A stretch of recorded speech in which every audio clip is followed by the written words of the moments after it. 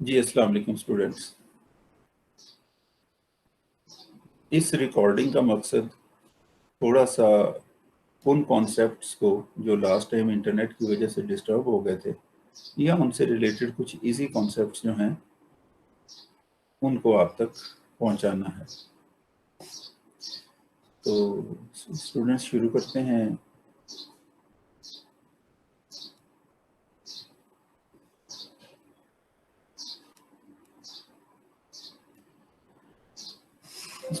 सबसे पहले तो स्टूडेंट्स ये चीज़ जो है वो मैं आपको समझाना चाह रहा हूँ एक दफ़ा फिर कि पॉइंटर्स जो हैं वो अपनी टाइप के साथ बहुत ज़्यादा स्ट्रिक्टली एसोसिएटेड है।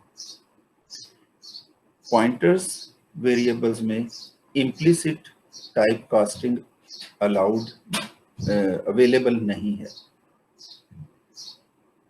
आप पॉइंटर वेरिएबल्स के साथ सिर्फ एक्सप्लिसिट टाइप कास्टिंग कर सकते हैं और अदरवाइज जिस टाइप का पॉइंटर वेरिएबल है वो उसी टाइप के वेरिएबल और एरे का एड्रेस अपने अंदर स्टोर करेगा और इसकी रीज़न इससे ज़्यादा कुछ नहीं है कि ये पॉइंटर अरिथमेटिक उससे फिर मैनिपुलेट होता है। तो मेरा कहने का मतलब जो है वो ये है कि अगर मेरे पास एक वेरिएबल है डबल टाइप का और उस वेरिएबल का नाम डी है और अगर इसको मैं मेमोरी में देखूं तो ये मेमोरी में कहीं ना कहीं 8 बाइट्स ऑक्युपाई करके एलोकेटेड होगा। ठीक है, ये जो वेरिएबल है इसको 8 बाइट्स एलोकेटेड है, लेकिन ये जो बाइट नंबर है, ठीक है, वो इसका एड्रेस है। इस एड्रेस से पे ये 8 बाइट्स इस डी को एलोकेटेड है। जब अब इसके बाद अगर हम एक और पॉइंट वेरिएबल बनाते हैं और वो वेरिएबल बनाते हैं डबल टाइप का स्टैटिक डीपी, तो मेमोरी में समवेयर, ठीक है, 4 बाइट्स एलोकेट होती हैं वेरिएबल डीपी को और जो ये वेरिएबल डीपी है इसमें किसी डबल टाइप का एड्रेस स्टोर हो सकता है और वो आप सब जानते हैं कैसे होता है। वो हम dp is equal to address of D लिख सकते हैं या फिर न्यू डबल से उसे कोई डबल टाइप का एड्रेस, ठीक है, जो है वो हम असाइन कर सकते हैं, जिसमें कि ये वाला पार्ट जो है वो ऑप्शनल है, उससे एरे बन जाती है अदरवाइज। तो डबल पॉइंटर में जो कि डीपी की टाइप है, ठीक है, वेरिएबल का नाम डीपी है और उससे पीछे पीछे ये जो कुछ भी है ये उस वेरिएबल की टाइप है। सो डीपी की टाइप है डबल स्टैटिक या pointer to double. If it is a pointer to double it can hold address of double. What is meant by address of double? Because address is nothing but a byte number. Exactly उसी तरह जिस तरह DP जो है वो उसका ये address है और इसके अंदर ये फर्दर 3 बाइट्स में अवेलेबल है, लेकिन बाइट नंबर जो डीपी का है वो वही वाला है। इसी तरह ये जो डी है इसके अंदर 8 बाइट्स अवेलेबल हैं, ठीक है, लेकिन ये इसका एड्रेस है। तो बाइट नंबर तो कोई भी हो सकता है। अगर ये वाला बाइट नंबर 35 है तो नेचुरली इसके बाद 36, 37, 38, 39, 40, 41, 42 तक बाइट्स नंबर जो हैं वो यहाँ पर इसको एलोकेटेड होंगे। सो बाइट नंबर तो कोई भी हो सकता है, एड्रेस एक बाइट नंबर होता है, लेकिन एड्रेस के साथ भी एक टाइप एसोसिएटेड होती है और वो टाइप होती है ये वाली टाइप। जब मैं एड्रेस ऑफ डी लिखता हूं तो वो मुझे एक डबल वेरिएबल का एड्रेस रिटर्न करता है और उस डबल वेरिएबल के एड्रेस की टाइप क्या है? डबल स्टैटिक या पॉइंटर टू डबल। अब स्टूडेंट अगर मैं इस डीपी वेरिएबल में किसी और टाइप का एड्रेस स्टोर करने की कोशिश करूं तो that is not only not allowed ठीक है, but it gives a syntax error. ठीक है, नॉट अलाउड मीन ये आपका प्रोग्राम कंपाइल ही नहीं करेगा। ठीक है, अनलेस एंड अनटिल आप एक्सप्लिसिट टाइप कास्टिंग करें, वो हम बाद में देखते हैं। अच्छा स्टूडेंट, वंस डीपी में एड्रेस ऑफ डी आ जाता है, तो इसके बाद जब आप स्टैरिक डीपी लिखते हैं तो बेसिकली आप क्या कर रहे हैं कि इन 4 बाइट्स में जो एड्रेस स्टोर हुआ है वो ये वाला है, and due to that reason ये 4 बाइट्स इसको पॉइंट कर रही हैं।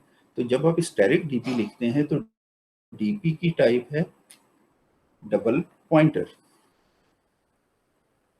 ये डी रेफरेंस होता है या इनडायरेक्टली एक डबल वैल्यू को एक्सेस करता है जब हम स्टैरिक डीपी लिखते हैं। तो स्टैरिक डीपी लिखने से इस चीज से कतई नजर कि वो कौन सा एड्रेस है, डीपी में जो भी एड्रेस पड़ा हुआ है, what ever that address is, उस एड्रेस से onward 8 bytes in the format of double D code होंगी और आपको अवेलेबल हो जाएंगी। और अगर आप इसमें इनपुट ले रहे होंगे इस एड्रेस पे, तो जो भी वैल्यू होगी वो एनकोड हो जाएगी according to the format of double और इसमें स्टोर हो जाएगी। What is meant by format of double? Sign, significant और एक्सपोनेंट की फॉर्म के अंदर डबल की स्टोरेज होती है। ये हम ऑलरेडी पढ़ चुके हैं। जिस तरह एक इंटीजर वेरिएबल है तो उसकी फॉर्मेशन क्या होती है कि अगर उसकी साइन बिट 0 है तो rest 31 bits are binary of the number stored in that 4 bytes, और अगर साइन बिट 1 है तो rest 31 bits are complement of the negative number stored in that 4 bytes. तो वो उसकी फॉर्मेशन है। कैरेक्टर की फॉर्मेशन क्या है? आस्कीज में स्टोर होता है। डबल्स और फ्लोट्स की फॉर्मेशन क्या है कि वो साइन बिट, सिग्निफिकेंट और एक्सपोनेंट की फॉर्म पे स्टोर होते हैं। तो स्टेरिक डीपी से जो भी एड्रेस डीपी में पड़ा हुआ है, इनडायरेक्टली वहां से 8 bytes, because double is of 8 bytes, वहां जो भी बिट्स होंगी वो मैनिपुलेट हो जाएंगी as a double value. Student, यहाँ एक और चीज भी मैं रिवीजन में क्लियर करना चाह रहा हूँ, वो ये है कि अगर आप इस तरह लिखने की बजाय डीपी और यहाँ 0 लिख दें तो देर इज नो डिफरेंस। ठीक है, डीपी 0 मीन डीपी में 0 ऐड करो, जो एड्रेस आता है उसमें उसको डबल के तौर पर मैनिपुलेट कर लो। या बाद में अगर आप किसी स्टेज पे लिखते हो डीपी प्लस आई, या फिर इधर आके आप लिखते हो डीपी आई, तो इसका क्या मतलब है कि डीपी में जो भी एड्रेस पड़ा हुआ है उसमें I times size of double, because DP is a double pointer, तो I times size of double उसमें ऐड करो। वो जो भी एड्रेस आए, whatever that address is, if that address is this address, ये वाला, तो यहां से ऑनवर्ड 8 बाइट्स में जो भी बिट पैटर्न मौजूद है, वहां कोई ना कोई तो 0-1 का कॉम्बिनेशन होगा ना उन 8 बाइट्स में, उसको साइन, सिग्निफिकेंट और एक्सपोनेंट की फॉर्म पे जो डबल की फॉर्मेशन है उसको यूज करो। तो पॉइंटर वेरिएबल जो है उसमें जस्ट एक एड्रेस होता है, ना वो एरे का एड्रेस है ना वो वैल्यू का एड्रेस है, वो जस्ट एक एड्रेस है जिसके साथ एक टाइप एसोसिएटेड है, और वो टाइप क्या है? डबल स्टैरिक या पॉइंटर टू डबल। जब हम इनडायरेक्ट करते हैं, इनडायरेक्शन करते हैं, डी रेफरेंसिंग करते हैं, तो डी रेफरेंसिंग करते हुए इम्प्लिसिटली पॉइंटर अरिथमेटिक इस्तेमाल होता है, और जो पॉइंटर अरिथमेटिक है उसकी मदद से एक नए एड्रेस पे पड़ी हुई उस टाइप की वैल्यू एक्सेस हो जाती है। ठीक है स्टूडेंट्स? टॉपिक को थोड़ा सा और आगे बढ़ाते हैं। नाउ लेट्स अज्यूम कि हमारे पास यही एग्जैक्ट जो है वो सिचुएशन अवेलेबल है, और इसी सिचुएशन में हम एक वेक्टर 3D टाइप का पॉइंटर वेरिएबल लेते हैं। वेक्टर 3D टाइप का पॉइंटर वेरिएबल बनाते हैं। ये पॉइंटर 3D टाइप का वेरिएबल भी समवेयर इन द मेमोरी बनेगा और उसमें 4 बाइट्स से एलोकेट हो जाएगी।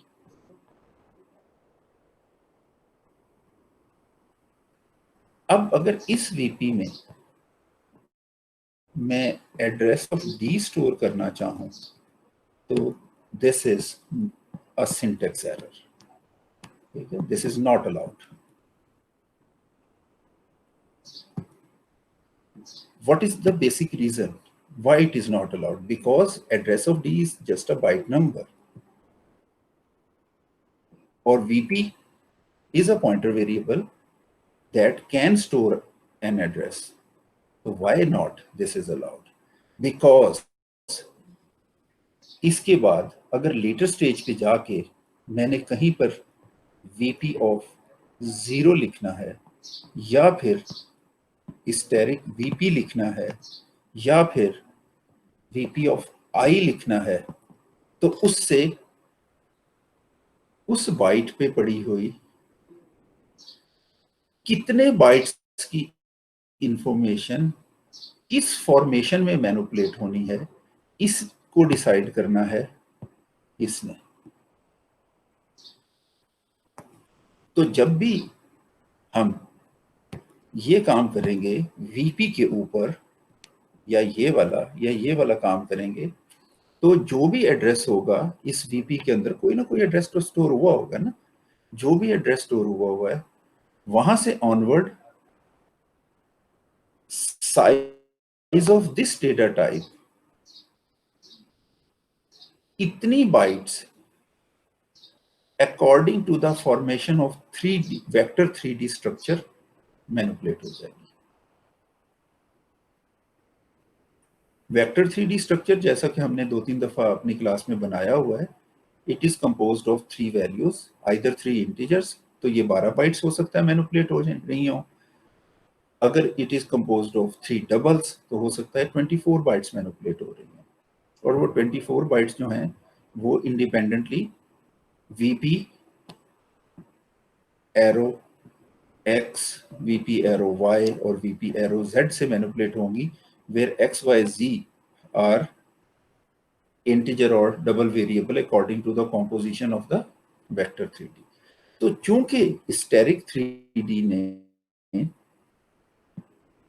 या इस इनडायरेक्शन ने ये डिसाइड करना है कि उस एड्रेस पे पड़ी हुई चीज को मैनिपुलेट कैसे करना है, और डी जो है वो एक डबल टाइप का एड्रेस है, यानी डबल टाइप की वैल्यू वहां पड़ी हुई है, तो उस वैल्यू को जब इस फॉर्मेशन से या इस फॉर्मेशन से एक्सेस करेंगे तो नेचुरली वहां अगर एक डबल वैल्यू मैंने स्टोर की हुई थी 3.7, तो अब वो 3.7 के तौर पर तो मैनिपुलेट नहीं हो रही होगी यूजिंग दिस और दिस, तो इससे वैल्यूज के मिस इंटरप्रेट या रॉन्ग इंटरप्रेट होने का चांस है, and for that reason C++ हमें ये अलाउ ही नहीं करता, सिंटेक्स एरर दे देता है। तो स्टूडेंट एक थोड़ा सा और आगे बढ़े, ठीक है, इसी चीज को यूं देखते हैं कि मेरे पास ये मेमोरी में 4 बाइट्स अवेलेबल है, ठीक है, और अगर मेरे पास एक फ्लोटिंग पॉइंट टाइप का पॉइंटर वेरिएबल इस मेमोरी को पॉइंट कर रहा है, तो स्टैटिक एफपी से जो मैनिपुलेशन होगी वो इन 4 बाइट्स की मैनिपुलेशन होगी साइन, सिग्निफिकेंट या मैंटिसा उसे कहते हैं, और एक्सपोनेंट में। लेकिन अगर एक इंटीजर पॉइंटर आईपी इन्हीं 4 बाइट्स को पॉइंट कर रहा है, और स्टैटिक आईपी से अगर मैं इन 4 बाइट्स को एक्सेस करूं, तो यही 4 बाइट्स में जो बिट पैटर्न मौजूद है वो तो चेंज नहीं हुआ, मगर अब वो 4 bytes using static IP sign or either plain binary if sign bit is 0 and if sign bit is 1 तो 2's कॉम्प्लीमेंट फॉर्म पे मैनिपुलेट हो रही होंगी। तो बेशक यहाँ पर बाइट्स भी सेम है, साइज भी सेम है, लेकिन IP is an integer pointer जिससे ये 4 bytes as a integer data manipulate होंगी and FP is a floating point pointer, तो उससे स्टेरिक एफपी से ये 4 bytes as a float manipulate होंगी। और फर्ज कर लें कि अगर इस 4 बाइट्स में एक इंटीजर वैल्यू 307 स्टोर की गई थी, तो इससे तो 307 ही एक्सेस होगी, मगर इससे डोंट एक्सपेक्ट कि 307.00 एक्सेस होगी, बिकॉज फॉर्मेशन ही बिल्कुल बदल जाएगी। ठीक है, और फॉर्मेशन में उन बिट्स का मतलब ही बदल जाएगा। This is not the type casting, this is manipulation of the bits. Manipulation of the bits बदलने से बदल जाता है। जब हम टाइप कास्टिंग का जिक्र करते हैं तो हम कहते हैं कि वैल्यू सेम रहती है, डेटा टाइप बदलती है। पॉइंटर वेरिएबल्स उसकी खुद से डेटा टाइप नहीं बदल सकते हैं, अगर आप बदलना चाह रहे हैं तो आप अपने तौर पर उनकी डेटा टाइप्स को बदल सकते हैं। तो ये तो था थोड़ा सा रीकैप, थोड़ा सा एडवांस्ड वे में रीकैप। ठीक है, आगे बढ़ते हैं। एक छोटा सा एस्पेक्ट मैं कवर करना चाह रहा हूँ, और वो ये है कि पॉइंटर वेरिएबल्स फंक्शन पैरामीटर्स के तौर पर जब हम लेते हैं तो क्या होता है। स्टूडेंट, कोई भी फंक्शन हो सकता है, उसकी कोई भी रिटर्न टाइप हो सकती है। फंक्शन का नाम से फंक,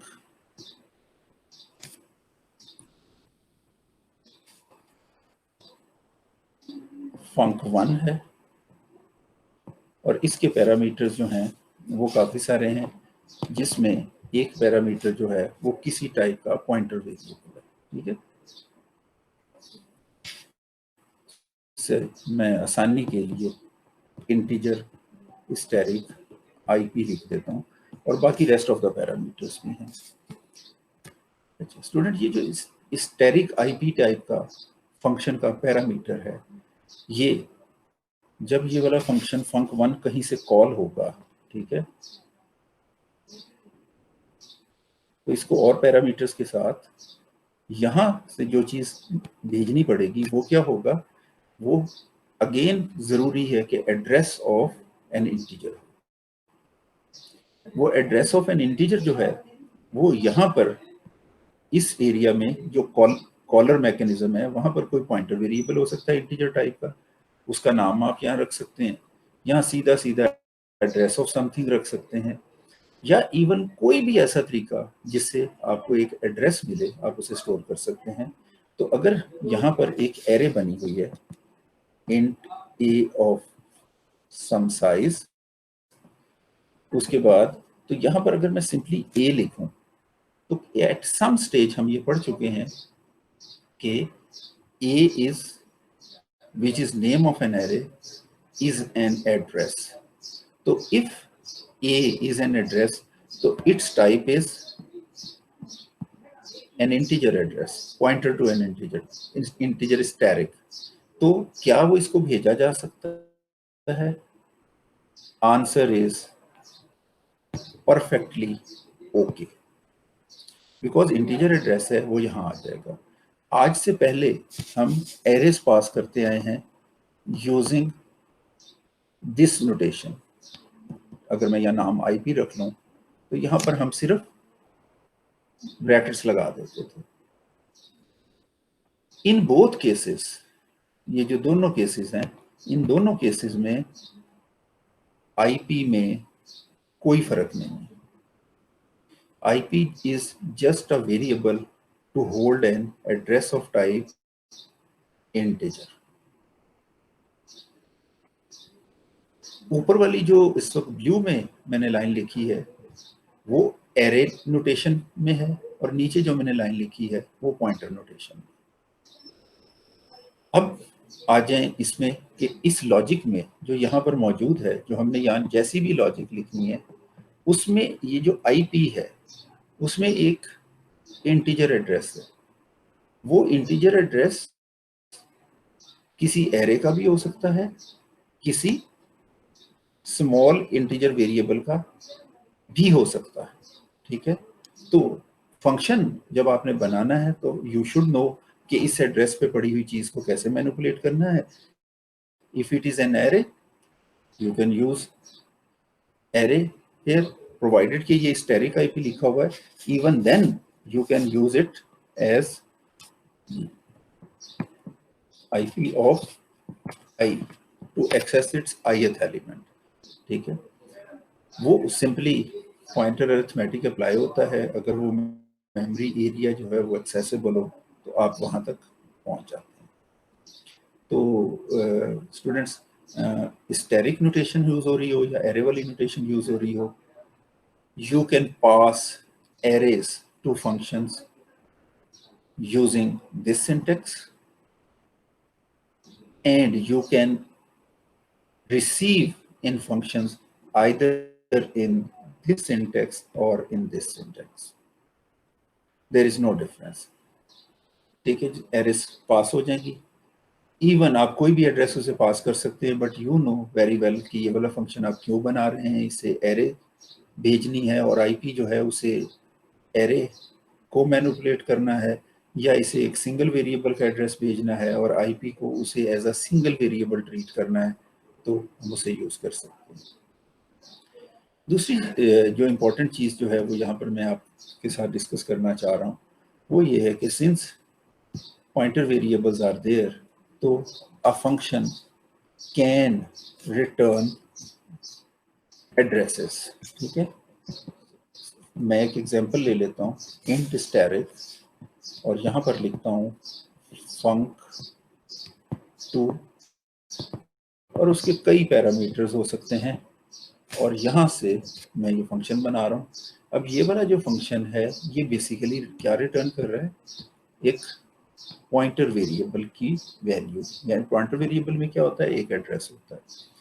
तो func2 can return N address of type integer, ठीक है। अब इसमें जो हमने सोचना है वो ये है कि अगर यहाँ पर एक इंटीजर वेरिएबल a बने, या यहाँ पर एक इंटीजर एरे ar बने ऑफ सम साइज, ठीक है, और इवेंचुअली मैनिपुलेट होने के बाद हम at the end return a ampersand करें, या सिंपली ar रिटर्न कर लें, ठीक है। अगर हम ar रिटर्न करेंगे या एड्रेस ऑफ a रिटर्न करेंगे तो एक इंटीजर एड्रेस रिटर्न हो जाएगा। Syntactically it has no harm at all, but this is incorrect. Syntax error नहीं आएगा लेकिन प्रॉब्लम अकर कर जाएगी। वो प्रॉब्लम क्या होगी कि इस फंक्शन को जब आप यूज कर रहे होंगे तो नेचुरली आप किसी जगह से इस फंक्शन को कॉल कर रहे होंगे, और मोस्ट लाइकली आपके पास एक पॉइंटर वेरिएबल होगा, और उस पॉइंटर वेरिएबल को आपने वो वैल्यू असाइन की होगी जो func2 फंक्शन आपको रिटर्न कर रहा है, ठीक है। ये आपने कॉल किया, यहाँ से जो वैल्यू आई वो यहाँ पर आ गई और वो आईपी में आ गई। अब आईपी में एड्रेस ऑफ ए आ सकता है या एरे का एड्रेस आ सकता है, आपने फंक्शन से रिटर्न किया। सो IP hold the address of this variable और दिस एरे, लेकिन अब वो एरे जब आपने यहां से रिटर्न कर लिया है तो अब ये एरे अवेलेबल नहीं है, ठीक है। ए और ए आर डी एलोकेट हो चुकी हैं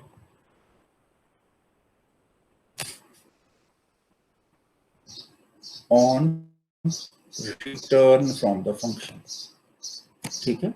जब रिटर्न किया हमने फंक्शन से, ये वाला ब्लॉक एंड हुआ है, ये दोनों चीजें इसमें बनी हुई थी, तो ये दोनों डी एलोकेट हो गई हैं। एज अ रिजल्ट आईपी में जो एड्रेस आया है वो अकॉर्डिंगली आया जरूर है, लेकिन now IP is a dangling pointer because it holds address of a memory which is not currently assigned to any variable properly.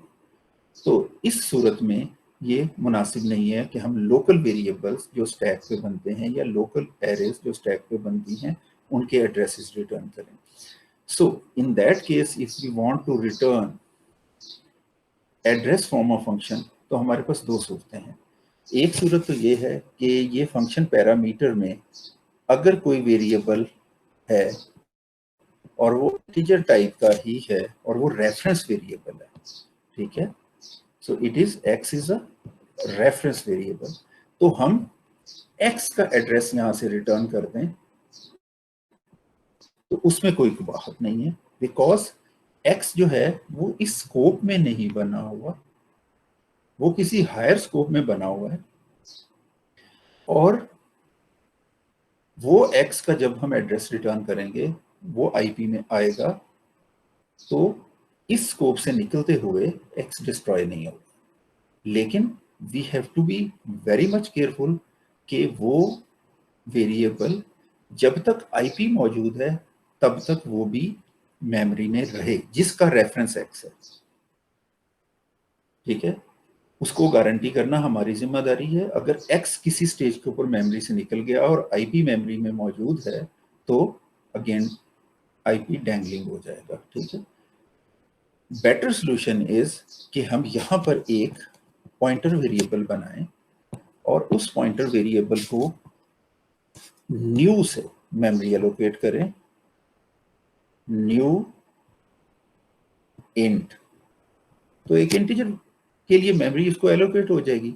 और जब हम रिटर्न ए करेंगे, अब एम्परसेंड नहीं लगाएंगे, अब हम सिर्फ रिटर्न ए करेंगे. जब हम रिटर्न ए करेंगे तो जो एड्रेस ए में पड़ा हुआ है वो रिटर्न हो जाएगा. और चूंकि वो एड्रेस एक हीप पे एलोकेटेड मेमोरी का है तो वो तो डीएलोकेट अपने आप नहीं होगी, ठीक है. जब तक आईपी के पास उसका एड्रेस रहेगा और या किसी और पॉइंटर वेरिएबल के पास उसका एड्रेस रहेगा तो वो पॉइंटर में मेमोरी एलोकेटेड रहेगी. इवन अगर पॉइंटर वेरिएबल डिस्ट्रॉय हो जाता है तब भी वो मेमोरी डीएलोकेट नहीं होती. इन दैट केस वो मेमोरी लीक में चली जाती है. सो ऐसी सूरत में ये वाली जो मेमोरी है उसका एड्रेस रिटर्न करना क्वाइट सेफ है. प्रोग्रामर उसे खुद कंट्रोल कर लेगा. और अगर एरे बनानी है तो नेचुरली इसी स्टेज के ऊपर हम बता सकते हैं कि ये ए जो है उसको 10 इंटीजर्स की मेमोरी एलोकेट कर दो, एन एरे ऑफ 10 इंटीजर्स, और at the end A return कर दो, दैट्स फाइन. सो इस तरह से हम arrays from the functions return कर सकते हैं, जो कि शायद नॉर्मल हालात में अगर हम एक फंक्शन इस तरह बनाने की कोशिश करें तो वो हमें एक सिंटैक्स एरर दे दे, अलाउड नहीं है. Int this function name is f2 with some parameters. तो अगर हम एक ऐसा फंक्शन बनाने की कोशिश करें तो शायद ये C++ के मेजॉरिटी ऑफ कंपाइलर्स में अलाउड नहीं है, ठीक है. कि function can return an array but function can return a pointer, ठीक है. That is perfectly allowed. Function can return a pointer, ठीक है. This is not allowed. In case of parameters, function parameters, इन दोनों का मकसद एग्जैक्टली सेम होता है, ठीक है स्टूडेंट्स. तो छोटी छोटी सी चीजें हैं, आप इनको प्रैक्टिस में ला सकते हैं. आपने बहुत सारी प्रैक्टिसेस एरेज के ऊपर की हुई हैं. मेनली जो यहाँ पर नई चीज आ रही है वो डायनामिक मेमोरी ही है जो हीप पे बनती है, उसको हमें मैनेज करना है, और थोड़े से सिंटेक्स के चेंजेस जो हैं वो हमें मिल रहे हैं. स्टूडेंट इसके बाद लेट्स सी, देखें कि पॉइंटर वेरिएबल्स के एस्पेक्ट्स के अंदर हमारे कौन से ऐसे टॉपिक्स हैं जिनको हमने कवर करना है. तो how to declare a pointer variable, reference of a pointer variable, address, indirection, pointers to structure, heap memory, pointer arithmetic, यहाँ तक चीज़ें जो है वो हमने मोर और लेस डिस्कस कर ली हैं। 3 मोटे मोटे पॉइंट्स जो हैं वो डिस्कस करने हैं। तो पॉइंटर टाइप कास्ट कैसे काम करती है, आज के लेक्चर के शुरू के ऊपर मैंने आपको थोड़ा सा बता दिया है कि इम्प्लिसिट टाइप कास्टिंग जो है वो पॉइंटर वेरिएबल्स में नहीं होती, लेकिन एक्सप्लिसिट टाइप कास्टिंग जो है वो मुमकिन है पॉइंटर वेरिएबल्स के केस में। और एक्सप्लिसिट टाइप कास्टिंग कैसे काम करेगी,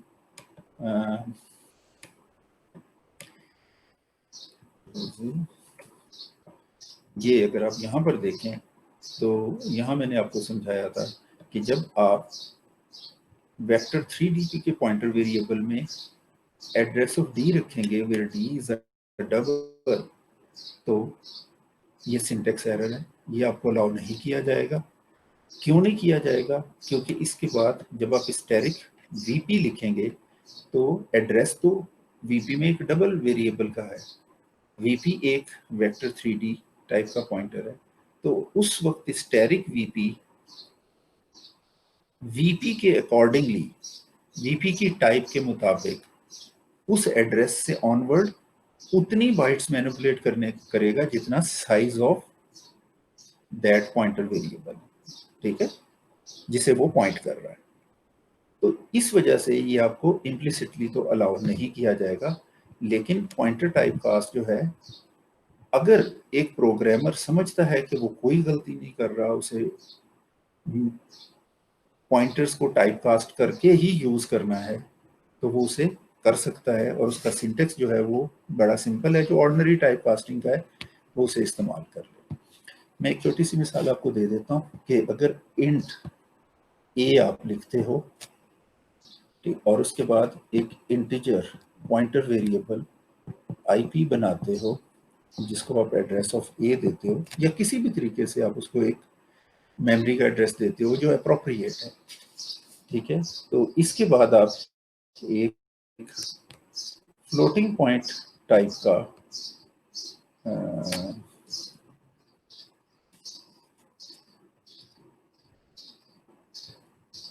पॉइंटर वेरिएबल fp के नाम से बनाते हो, तो उसके बाद अगर आप fp को एड्रेस ऑफ ए असाइन करने की कोशिश करते हो या आईपी असाइन करने की कोशिश करते हो तो वो नहीं होता। लेकिन अगर हम ये करना ही चाहें तो इसका तरीका क्या है, वो तरीका ये है कि हम यहाँ पे फ्लोट स्टैटिक लिखें ब्रैकेट्स के अंदर, और उसके बाहर एक वैल्यू एक्सप्रेशन लिख दें जो किसी भी टाइप का एड्रेस रिटर्न करता है। अब यहाँ पर कोई गर्ज नहीं है। अब देखें कि अगर मैं यहाँ पे एड्रेस ऑफ ए लिखूं या आईपी लिखूं जिसमें एड्रेस ऑफ ए ऑलरेडी मौजूद है, तो ये जो दोनों हैं एड्रेस ऑफ ए या एड्रेस स्टोर्ड इन आईपी, वो एक इंटीजर एड्रेस है, मगर इस जगह से वो इंटीजर एड्रेस टाइप कास्ट हो जाएगा into float static, mean into a float address. और जब वो टाइप कास्ट हो जाएगा वो वाला address into the float address, तो ये फ्लोट एड्रेस इस एफपी पॉइंटर को असाइन किया जा सकता है, ठीक है। अब इस मिसाल को थोड़ा सा बढ़ा लें, और अगर यहाँ पर फर्ज कर लें मैं 32 असाइन कर दूं, तो मेमोरी में कुछ सिचुएशन यूँ बन सकती है कि एक वेरिएबल मेमोरी में ए बना जिसमें 32 मौजूद है और ए एक इंटीजर है, ठीक है, ये 4 बाइट्स में यहाँ स्टोर हुआ होगा। फिर मेमोरी में एक आईपी नाम का पॉइंटर वेरिएबल बना, और दूसरी लाइन जो कोड की मैंने वर्क की है, यहाँ पर ये वाली बाइट का एड्रेस आ गया। फिर एक मेमोरी में fp नाम का पॉइंटर वेरिएबल बना, और इस लाइन की वजह से fp में भी वही एड्रेस आ गया जो इस जगह का है, ठीक है। अब ए में जो वैल्यू प्रोग्रामेटिकली सेव की गई थी वो थी 32 एज इंटीजर। ठीक है, अब अगर मैं यहाँ पे स्टैरिक एफपी लिखूं तो ये स्टैरिक एफपी के साथ अगर इधर फॉर एग्जांपल सी आउट लिखा हुआ है तो क्या ये मुझे 32 रिजल्ट करेगा? Answer is no. The reason being कि अगर मैं स्टैरिक आईपी को सी आउट करूंगा तो ये वाली जो 4 बाइट्स हैं वो एज अ इंटीजर मैनिपुलेट होंगी, लेकिन अगर मैं स्टैरिक एफपी को सी आउट करूंगा तो ये वाली 4 बाइट्स जो हैं वो एज अ फ्लोट मैनिपुलेट होंगी, और फ्लोट में बिट्स जो हैं वो उस तरह मैनिपुलेट नहीं होती जैसे इंटीजर्स में होती। सो इस तरह से पॉइंटर टाइपकास्ट काम करती है कि अब वहां जो भी बिट्स पड़ी हुई हैं 32 की बिट्स, ठीक है, वो नेचुरली ऑल जीरोज होंगे, उसके बाद एक 1 आएगा और फिर 5 जीरोज होंगे। ठीक है, तो वो एक वैल्यू है, और वो वैल्यू इंटीजर के केस में 32 है, लेकिन वो वैल्यू फ्लोट के केस में क्या है आप इस कोड को चला के देख सकते हैं। तो यहां पर एक्चुअली इस स्टेज के ऊपर ये जो है हमने इस एड्रेस की ये ज़हन में रखें, ठीक है, री इंटरप्रिटेशन की है कि अगर मैं एफपी को यूज करूं तो ये एड्रेस पे जो चीजें पड़ी हुई हैं अब उसकी इंटरप्रिटेशन वैसी नहीं है जो इसकी स्टोरेज के टाइम के ऊपर इंटरप्रिटेशन होनी थी। अब वो इंटरप्रिटेशन चेंज हो गई है, और हम इसको इन वन सेंस कहते हैं कि हम मेमोरी को, ठीक है, मेमोरी यानी कि वहां जो बिट्स या बाइट्स मौजूद हैं उनको री इंटरप्रेट कर रहे हैं, री इंटरप्रिटेशन उसकी कर रहे हैं। ठीक है, ये हम स्टूडेंट क्यों करेंगे? ये एक बड़ा फंडामेंटल क्वेश्चन है। ये हम तब करेंगे जब हमें इसकी जरूरत होगी। इसकी जरूरत अमूमी तौर पर नहीं होती, बहुत रेयर ही ऐसा होता है कि हम उसको इस तरह से यूज करते हैं। सो दो एक यूजेस हैं उसके। एक तो ये है कि हमारे पास मेमोरी में कुछ बाइट्स पड़ी हुई हैं, ठीक है, वी हैव, और उनकी कोई ना कोई डेटा टाइप है, ठीक है, we have these bytes in memory of some data type, लेकिन हम इन्हें बाइट बाय बाइट एक्सेस करना चाह रहे हैं, bite by bite.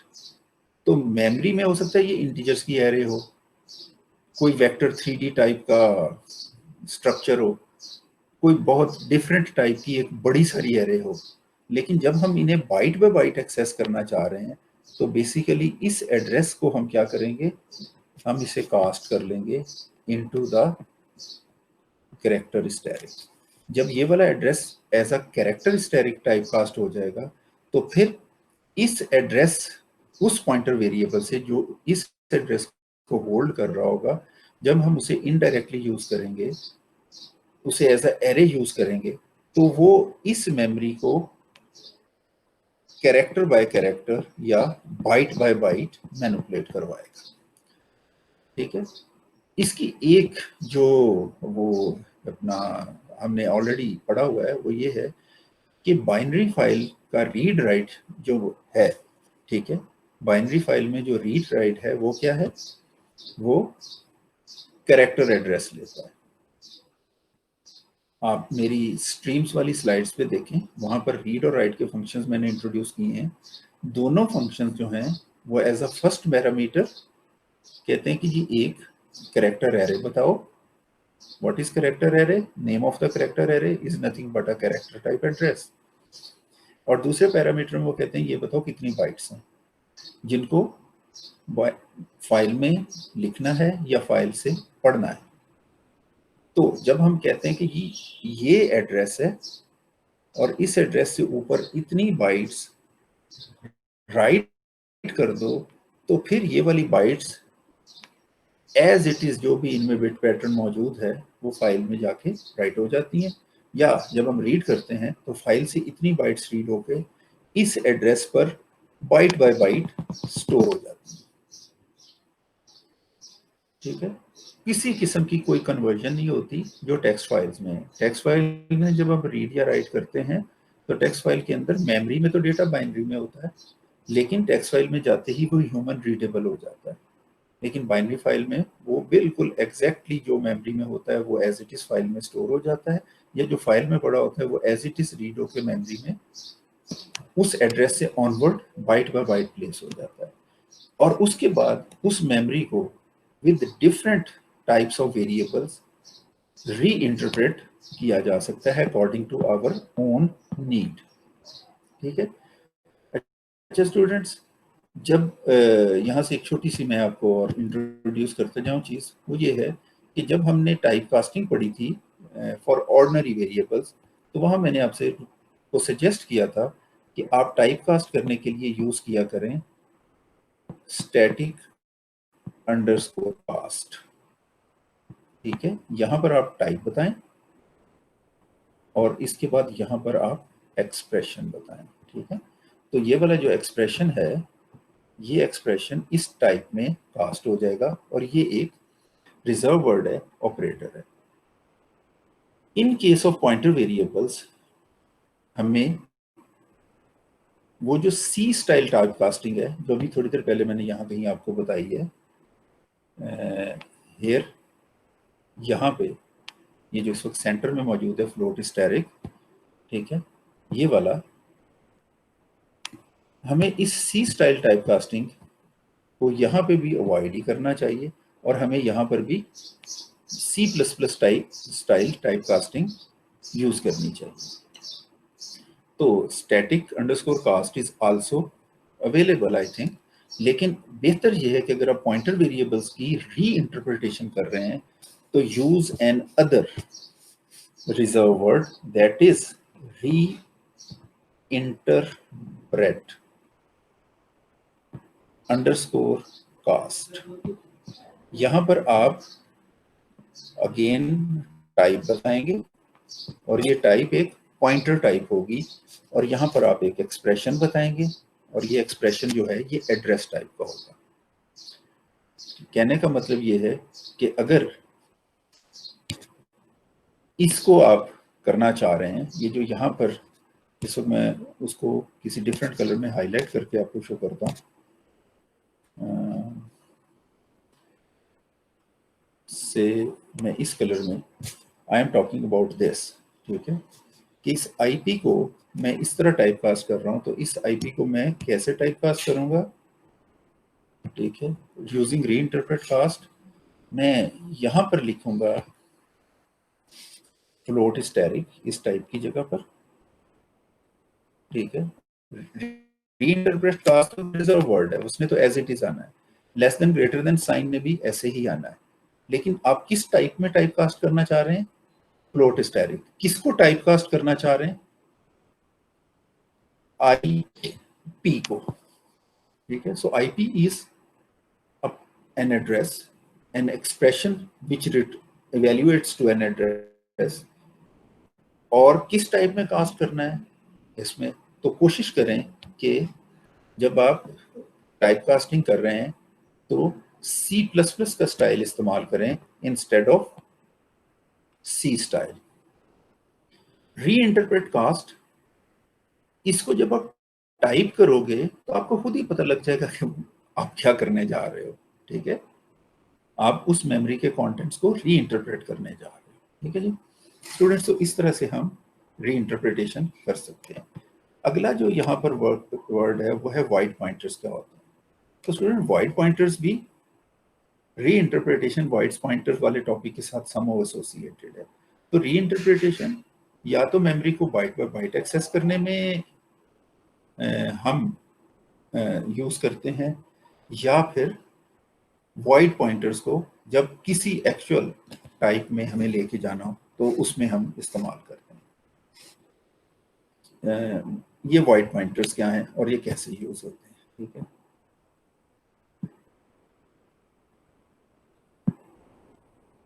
Ji students, ये तो आप सबको क्लियर है कि वॉइड टाइप का वेरिएबल तो बनता नहीं, ठीक है। अगर आप लिखें वॉइड एक्स, ये तो मुमकिन नहीं है। सो वॉइड टाइप के फंक्शंस बनते हैं या फिर वॉइड टाइप के पॉइंटर्स बनते हैं, ठीक है। So you can make a pointer of type void. तो void static VP is allowed.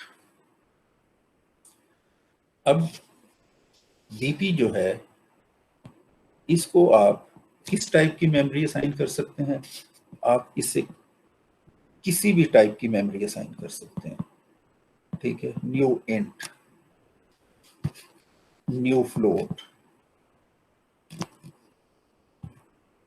New vector 3D and even array of vector 3D। तो आप इस वीपी को किसी भी तरह की मेमोरी एलोकेट कर सकते हैं। VP is a wide pointer, ठीक है। This is allowed, implicitly allowed because it is harmless. Why harmless? क्योंकि इसके बाद आप कहीं जाकर दूर जब स्टेरिक वीपी लिखेंगे तो अकॉर्डिंग टू द डिस्कशंस जो अभी हुई हैं, क्या होगा? वीपी की जो टाइप है which is a wide pointer,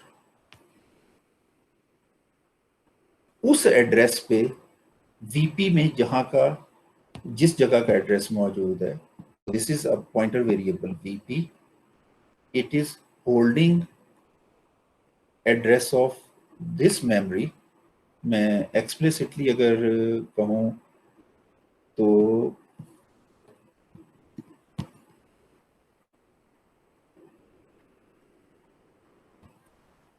VP में ये वाला एड्रेस मौजूद है, ठीक है, ये वाला। और इतनी बाइट्स जो हैं वो से एलोकेटेड है। तो जब मैं स्टेरिक वीपी लिखूं तो स्टेरिक वीपी लिखने से क्या होना चाहिए? इस एड्रेस पे पड़ी हुई, इस एड्रेस पे पड़ी हुई इस साइज की बाइट्स इस डेटा टाइप के तरीके से मैनिपुलेट होनी चाहिए। ओके, अब वाइड टाइप के वेरिएबल्स तो बनते ही नहीं है, उस टाइप का तो कोई कॉन्सेप्ट ही नहीं है। वाइड कहते ही नल या नथिंग को है, जो कि जीरो है। दैट सिंपली मीन कि दिस इनडायरेक्शन इज नॉट, मतलब उसकी कोई इंटरप्रिटेशन नहीं है। तो वॉइड पॉइंटर्स बनाए जा सकते हैं, उनमें किसी भी किस्म का एड्रेस स्टोर किया जा सकता है, लेकिन जब बारी आती है उनकी इनडायरेक्शन की, किसी भी तरह से उनकी इनडायरेक्शन हो, तो वहां पर ये चीज नॉट अलाउड है, ठीक है। क्योंकि void is not a valid data type for variables, for storage, for memory, for storage, for memory, for variables. जो चीज अलाउड है वो है एक perfect data type. Void type is not allowed for the storage, उसके variables नहीं बनते, उस टाइप के सिर्फ पॉइंटर्स बनते हैं और पॉइंटर्स में एड्रेस आता है। अब तो फिर इसका फायदा क्या है? इसका फायदा ये है कि जब आपने इसे इस्तेमाल करना है तो इस्तेमाल से पहले, ठीक है, आप इसको किसी और एड्रेस में कास्ट कर लें।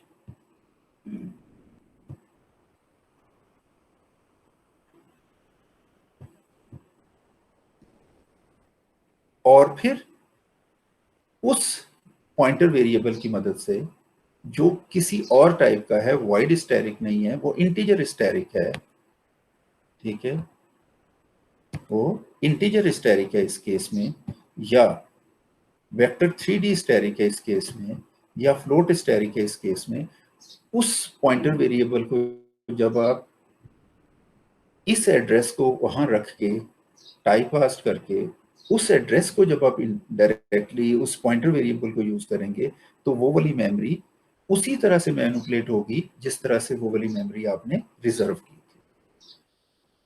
तो ये तो हो गया इसका यूज। अब इसका फायदा क्या है, ठीक है ना, यूज तो हम इसे यूं करेंगे। फायदा ये है कि पॉइंट, ये जो वेरिएबल्स हैं वॉइड टाइप के, they are used for some sort of what we called generic programming, ठीक है। अगर हमने कोई जेनेरिक प्रोग्रामिंग करनी है, generic mean journal purpose programming करनी है, टाइप इंडिपेंडेंट प्रोग्रामिंग करनी है, ठीक है, टाइप इंडिपेंडेंट करनी है, तो उस केस में हम वॉइड पॉइंटर्स को यूज कर सकते हैं।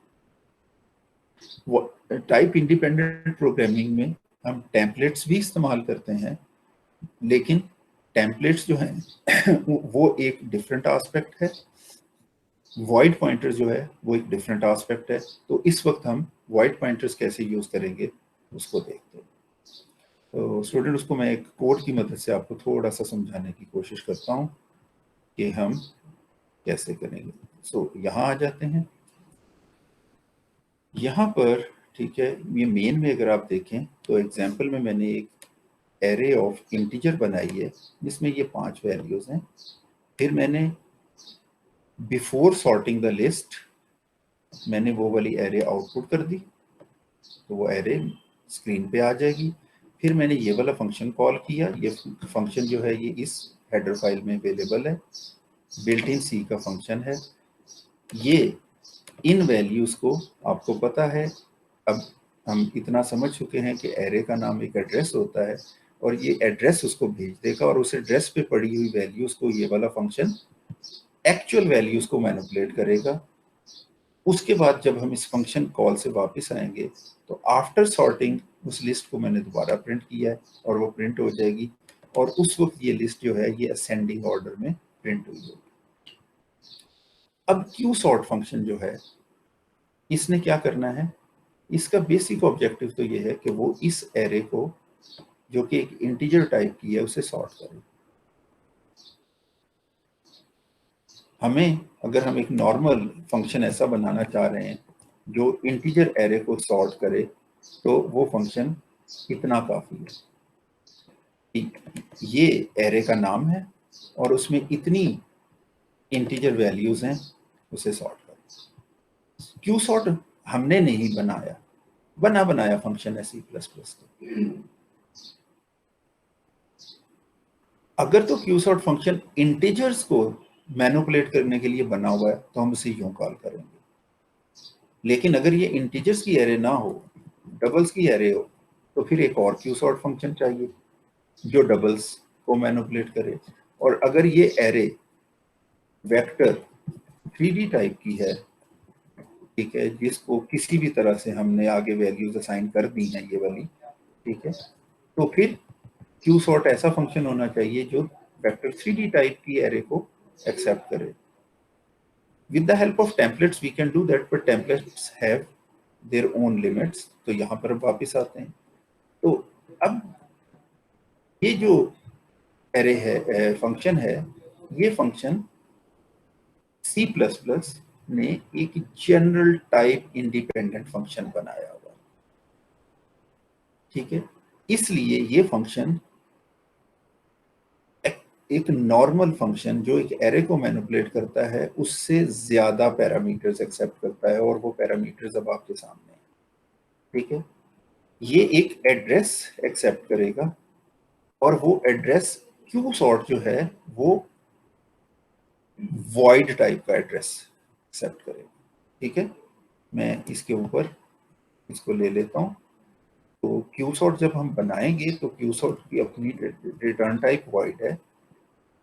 C++ में ये एक वॉइड टाइप का एड्रेस ए रिसीव कर रहा है। इसके बाद ये इंटीजर रिसीव कर रहा है, ठीक है, काउंट कि कितनी वैल्यूज हैं, उसके बाद ये एक और इंटीजर रिसीव कर रहा है which is size of independent thing, और उसके बाद ये एक एड्रेस रिसीव कर रहा है ऑफ अ स्पेशल फंक्शन, ठीक है, जिसकी प्रोटोटाइप इसने डिफाइन कर दी। जैसा कि मैंने आपको बता दिया हुआ है कि जो C++ है उसमें pointer variables are very much specific to their types. तो आखिरी पैरामीटर जो है वो एक फंक्शन का नाम है, और ये वाला फंक्शन एक बड़ा स्पेसिफिक प्रोटोटाइप का फंक्शन होना चाहिए, उसका एड्रेस क्यूसॉर्ट रिसीव करेगा। और अगर ये वाला फंक्शन डिफरेंट प्रोटोटाइप का होगा तो C++ आपको एरर दे देगा। तो अब क्यूसॉर्ट ने वॉइड पॉइंटर लिया। मैं बोर्ड पे आता हूं।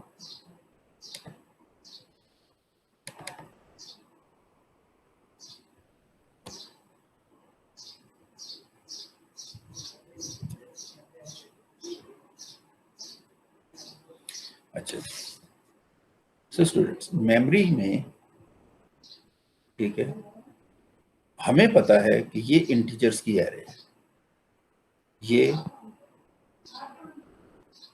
5 इंटीजर्स हैं, ये उनके इंडेसेस हैं, ये 20 बाइट्स पे मौजूद है। क्यूसॉर्ट फंक्शन ने ये वाला एड्रेस रिसीव कर लिया एज अ फर्स्ट पैरामीटर। अब क्यूसॉर्ट इनडायरेक्शन तो कर ही नहीं सकता, क्योंकि उसने तो वॉइड पॉइंटर रिसीव किया है, और आपने किस टाइप की एरे बनाई हुई है ये तो क्यूसॉर्ट को पता ही नहीं है। तो क्यूसॉर्ट उसको कैसे मैनिपुलेट कर सकता है? ज्यादा से ज्यादा बाइट बाय बाइट कर सकता है कि वो उस वाइड टाइप के एड्रेस को कैरेक्टर टाइप के एड्रेस में कन्वर्ट करके इनको एज बाइट्स मैनिपुलेट कर, ठीक है। नेक्स्ट, इसके बाद आपने दूसरी चीज क्यूसॉर्ट को बताई कि 5 वैल्यूज हैं जिनको तुमने सॉर्ट करना है, और वो ये 5 वैल्यूज हैं। लेकिन ठीक है, दैट्स इट। लेकिन वो 5 वैल्यूज कितनी कितनी बड़ी हैं ये आपने तीसरे पैरामीटर में है। आपने कहा कि जी 4 बाइट्स की पहली वैल्यू है, 4 बाइट्स की दूसरी है, 4 बाइट्स की तीसरी है, 4 बाइट्स की चौथी है, 4 बाइट्स की पांचवी है। सो क्यूसॉर्ट को इन वन सेंस पता लग गया कि उसने इस मेमोरी को मैनिपुलेट करना है। टोटल 5 वैल्यूज हैं, हर वैल्यू 4 बाइट्स की, ठीक है। Size of int is 4। Nice. अब क्यूसॉर्ट फंक्शन ने करना क्या है? सॉर्टिंग करनी, वैल्यूज को उसने अरेंज करना है डिपेंडिंग अपॉन देयर कंटेंट। हो सकता है ये वाली वैल्यू जो है ये यहां आ जाए, हो सकता है ये वाली वैल्यू जो है ये यहां आ जाए, हो सकता है ये वाली वैल्यू जो है ये इधर आ जाए। ये मुमकिन है कि ये वाली जो वैल्यू है ये यहां चली जाए, और ये वाली जो वैल्यू है जो भी जगह बची है ये उसकी जगह पहुंच जाए। अब क्यूसॉर्ट ने इनको इस तरह अरेंज करना है कि स्मॉलेस्ट यहां पे आए, next largest, next largest, next largest, और सबसे लार्जेस्ट वैल्यू सबसे नीचे आ जाए। तो क्यूसॉर्ट ये कैसे डिसाइड करेगा कि कौन सी वैल्यू लार्जेस्ट है और कौन सी स्मॉलेस्ट है? In case of integer variable तो वो लेस देन ऑपरेटर को यूज करके ये फाइंड आउट कर सकता है कि दिस वैल्यू, बिकॉज उसे ये तो पता है ना कि ये एक वैल्यू है और वो इस वैल्यू से उसे कंपेयर कर रहा है, या ऊपर वाली वैल्यू को इस वैल्यू से वो कंपेयर कर रहा है, या इससे कर रहा है, जिससे भी वो कंपेयर कर रहा है। तो लेस देन ऑपरेटर इंटीजर्स के ऊपर काम करता है तो उससे उसे कंपेयर कर लेगा डबल्स के लिए इधर उधर। लेकिन what for a student type array where student is a user defined type? What for vectors 3D? What for any other data type which is not known to C++? क्योंकि user defined types तो उस वक्त तक बनी नहीं है जब C++ बना है। यूजर डिफाइंड टाइप्स तो आप आज बनाएंगे, यूज करेंगे, सी प्लस प्लस तो पहले का बना हुआ है। तो how C plus plus compare two values, इसलिए C plus plus Q sort function में या और इस तरह के जितने भी फंक्शंस हैं जो जनरल पर्पस हैं, जेनेरिक फंक्शंस हैं, उनमें वो ये कंपैरिजन करता ही नहीं। वो इन कंपैरिजंस को करने के लिए अगेन यूजर को कहता है कि जी तुम एक फंक्शन बनाओ और वो फंक्शन जो है उसको मैं, जब मैंने दो वैल्यूज को कंपेयर करना होगा तो मैं वो दो वैल्यूज जिन एड्रेसेस पे पड़ी हुई हैं मैं वो एड्रेसेस रिटर्न कर दूंगा। ठीक है, एक ये एड्रेस और एक ये एड्रेस। ठीक है, ये दो एड्रेसेस क्यू सॉर्ट उस फंक्शन को भेजेगा एज अगेन वाइट पॉइंटर्स। और चूंकि वो फंक्शन आप बना रहे हैं और उस एरे को भी आपने ही बनाया और आपको पता है वो किस टाइप की एरे है, तो उन एड्रेसेस को आप खुद टाइप कास्ट करके इन वैल्यूज को एक्सेस कर सकते हैं। और जब आपके पास ये दो वैल्यूज आ जाएंगी टाइप कास्ट करने के बाद, तो इनकी मदद से आप क्यू सॉर्ट को इंटीमेट कर सकते हैं खुद से कि ये वाली वैल्यू बड़ी है या ये वाली वैल्यू बड़ी है। और क्यू सॉर्ट आपके उस फंक्शन से रिटर्न की गई वैल्यू की मदद से ये जज कर लेगा कि ऊपर वाली वैल्यू बड़ी है या नीचे वाली वैल्यू बड़ी है, इनकी पोजीशन चेंज करनी है या नहीं करनी है एरे में, और बाकी का काम तो जाहिर है जेनेरिक कोड है वो कर लेगा। तो मैं वापस आता हूँ इस फंक्शन के ऊपर। इस फंक्शन में इसकी रिटर्न टाइप इंटीजर है, ये दो एड्रेसेस रिसीव करता है, that's it. Now it is your function and you know where you are going to use it, for which data type you are going to use it. इस function में ये जो addresses हैं इनसे आपने, मैंने पहले जो यहाँ कोड किया वो किया है कि इस ए एड्रेस को पहले मैंने टाइप किया, कास्ट किया इनटू इंटीजर एड्रेस, और फिर इस ऑपरेटर की मदद से मैंने वो इनडायरेक्टली वैल्यू उठा ली जो यहाँ पे पड़ी हुई, यहाँ पे भी, यहाँ पे। ठीक है, और फिर अगली लाइन के ऊपर मैंने इस एड्रेस को टाइप कास्ट किया और ये वाली वैल्यू उठा ली इनडायरेक्टली। पहली वैल्यू को मैंने एफ नम यानी फर्स्ट नंबर कह दिया और दूसरी वैल्यू को मैंने एस नम यानी सेकंड नंबर कह दिया। अब मेरे पास वो दोनों values as integer data type F num और एस नम में अवेलेबल है। अब इस फंक्शन का दूसरा एस्पेक्ट ये है कि इसने एक इंटीजर रिटर्न करना है और वो इंटीजर 0 होना चाहिए अगर इन एड्रेसेस पे पड़ी हुई वैल्यूज बराबर है।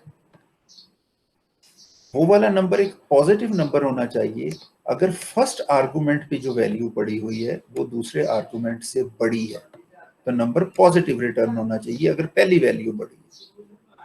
और अगर दूसरे नंबर पे पड़ी हुई वैल्यू पहले नंबर पे बड़ी वैल्यू से बड़ी है तो रिटर्न एक नेगेटिव वैल्यू होनी चाहिए, जो कि simply F num minus S num करने से हासिल की जा सकती है in case of integers. But in case of some complex data type हम यहाँ पर लूप्स यूज कर सकते हैं, कंडीशंस यूज कर सकते हैं, बहुत कुछ यूज कर सकते हैं और एट द एंड 0, 1 और -1 रिटर्न कर सकते हैं।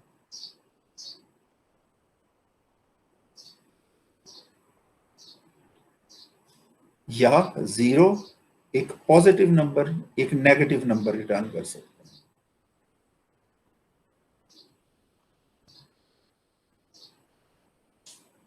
ठीक है, ये अब हमारा लॉजिक है। हमें दो एड्रेसेस मिलेंगे बस, और वो एड्रेसेस वॉइड टाइप के होंगे। कांस्टेंट मैंने इसलिए लगा लिया कि मेरी हैबिट है कि मैं रेफरेंस वेरिएबल्स और पॉइंटर वेरिएबल्स को जब तक जरूरत ना हो मैं उनको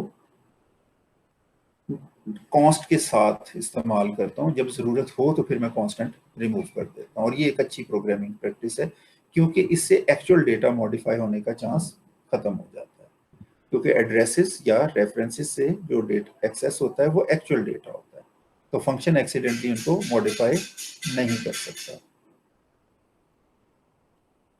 तो स्टूडेंट ये था कि जेनेरिक प्रोग्रामिंग हम कैसे करेंगे। तो स्टूडेंट्स ये हो गया void pointers, and how typecast works.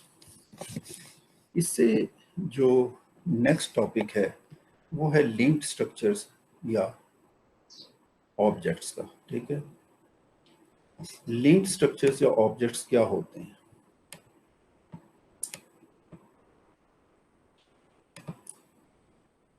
मैं थोड़ी सी एक जेनेरिक सी मिसाल ही दे देता हूँ। ठीक है, अगर आप एक स्टूडेंट टाइप का वेरिएबल बना रहे हैं, स्टूडेंट टाइप का स्ट्रक्चर बना रहे हैं, तो स्टूडेंट टाइप के स्ट्रक्चर में कोर्सेज आएंगे, सेमेस्टर्स आएंगे, ग्रेड्स आएंगे। ये तीनों कोर्सेज, सेमेस्टर, ग्रेड्स और इस तरह की कई चीजें हैं, ये themselves स्ट्रक्चर्स हैं। तो जैसा हम पहले भी पढ़ चुके हैं कि एक स्ट्रक्चर के कंपोनेंट्स में एक ऐसा स्ट्रक्चर यूज हो सकता है जो ऑलरेडी डिफाइंड है। Structure can have structures as their components. तो अगर मैं एक स्ट्रक्चर बनाता हूं, उसका ये वेरिएबल बनता है, तो that structure can have another structure as a component. कुछ ऐसे भी उसमें कंपोनेंट्स होंगे जो बिल्ट इन टाइप्स के होंगे, और इसके अपने अंदर भी कुछ बिल्ट इन टाइप्स के कंपोनेंट्स होंगे, और ये जो इनर स्ट्रक्चर है इसके अपने अंदर क्या हो सकता है, इटसेल्फ एक स्ट्रक्चर हो सकता है। ठीक है, तो इस तरह के सिनेरियो में इस बाहर वाले स्ट्रक्चर को अगर हम होस्ट कह दें और अंदर वाले को कंपोनेंट कह दें, ठीक है, तो ये एक बेहतर सिचुएशन बनती है। अब फर्ज कर लें कि ये जो बाहर वाला स्ट्रक्चर है, ठीक है, ये H है, और ये जो अंदर वाला स्ट्रक्चर है ये C है, और उसमें ये वाला जो मेंबर है ये V है। तो how can I access content of this? Quite easy, मैं लिखूंगा H dot C dot V, तो मुझे इसके कंटेंट्स मिल जाएंगे। अब फर्ज कर लें कि जिस तरह का ये स्ट्रक्चर है जो आपके सामने बना हुआ है, वेरिएबल H उसका नाम है, एक और वेरिएबल उसी टाइप का मौजूद है और वो है H2, और मैं लिखता हूं H2 is equal to H। उससे जो H2 होगा वो भी बिल्कुल वैसा ही बनेगा जैसा H है, ये H2 है। ठीक है, ये H2 होस्ट है, इस H2 का अपना एक सेपरेट कंपोनेंट है और उसका भी है। इस लाइन से जो कि C++ में स्ट्रक्चर्स के लिए आपको बिल्ट इन अवेलेबल है, इस स्ट्रक्चर के contents byte by byte, member by member, ठीक है, यहां पर कॉपी हो जाएंगे। ठीक है, यहां जो कुछ भी हो रहा है उसको हम कहते हैं मेंबर वाइज कॉपी। ठीक है, मेंबर वाइज कॉपी, या इन अनदर सेंस जो इसकी बिट्स हैं वो एग्जैक्टली H2 की बिट्स बन जाएंगे। तो एक पूरी कॉपी जो है वो उसकी जनरेट हो जाएगी। यहां पर दो डिफरेंट टाइप के स्ट्रक्चर्स जो हैं वो आपस में एसोसिएटेड है। एक इस टाइप का स्ट्रक्चर है और एक ये इस टाइप का स्ट्रक्चर है, and same is the case in the other. तो डिफरेंट स्ट्रक्चर्स आप इसमें कोऑर्डिनेट करके बड़े स्ट्रक्चर्स बनाते हैं, मोर यूजफुल स्ट्रक्चर्स बनाते हैं, उन्हें हम यूज करते हैं। ये जो स्ट्रक्चर्स की आपस में एसोसिएशन है, ये अगर इस तरह से हम बनाएं कि एक स्ट्रक्चर दूसरे स्ट्रक्चर का एग्जैक्टली कंपोनेंट बन जाए, तो जब हम कोई भी वेरिएबल बनाएंगे, ठीक है, जैसे H या H2 बना है, तो हम यहाँ पर नाम लिखेंगे, स्पेस देके H लिखेंगे। जब हम H बनाएंगे तो इटसेल्फ H भी बनेगा, उसका कंपोनेंट भी बनेगा और उसके सारे कंपोनेंट्स भी बनेंगे। ठीक है ना, हर कंपोनेंट जो है वो क्रिएट होगा। और एक स्ट्रक्चर में दूसरा स्ट्रक्चर, दूसरे में तीसरा, तीसरे में चौथा, चौथे में एरे ऑफ स्ट्रक्चर्स, जो कुछ भी होगा वो सारे का सारा क्रिएट हो जाएगा। और जब ये कोड आउट ऑफ स्कोप होगा तो ये वाला जो पूरा स्ट्रक्चर है, ठीक है, ये वाला पूरा स्ट्रक्चर ये डीएलोकेट हो जाएगा फ्रॉम द मेमोरी। और जब ये एच मेमोरी से डीएलोकेट होगा तो इसका कंपोनेंट भी डीएलोकेट होगा और उसके अपने कंपोनेंट्स भी डीएलोकेट होंगे and everything. So the life of component is same as that of life of host. Host create करेगा कंपोनेंट को, और जब होस्ट डिस्ट्रॉय हो रहा होगा तो कंपोनेंट इटसेल्फ डिस्ट्रॉय हो जाएगा। ये एक बड़ी टाइट एसोसिएशन है among the host and the component. Different objects आपस में flexible association से भी लिंक हो सकते हैं, ठीक है। अब फर्ज कर लें कि जो आपका ये होस्ट है, इस होस्ट में instead of component as a component variable बनाएं, आप उसे एज अ पॉइंटर वेरिएबल बना लें, ठीक है। तो बाकी तो चीजें अवेलेबल हैं ही होस्ट में, लेकिन कंपोनेंट जो है उसको हमने एज अ ऑर्डिनरी वेरिएबल नहीं बनाया, उसे एज अ पॉइंटर वेरिएबल बनाया। तो इन दैट केस ये जो कंपोनेंट होगा उसमें सिर्फ एक एड्रेस स्टोर होने की गुंजाइश होगी, उसमें पूरा कंपोनेंट नहीं आएगा। हम कंपोनेंट को अलहदा से बनाएंगे और उसका एड्रेस जो है वो इसमें रख लेंगे। यहाँ जो एसोसिएशन होगी वो relatively weak association why. Weak वीक एसोसिएशन? कि जब एच बनेगा तो कंपोनेंट नहीं बनेगा, ठीक है, ये कंपोनेंट का पॉइंटर है, ठीक है। असल में तो कंपोनेंट ये वाला है जिसके अपने डेटा मेंबर्स हैं, ठीक है, लेकिन इसका एड्रेस क्योंकि उधर मौजूद है इसलिए ये आपस में एसोसिएटेड है। अब इस केस में अगर मुझे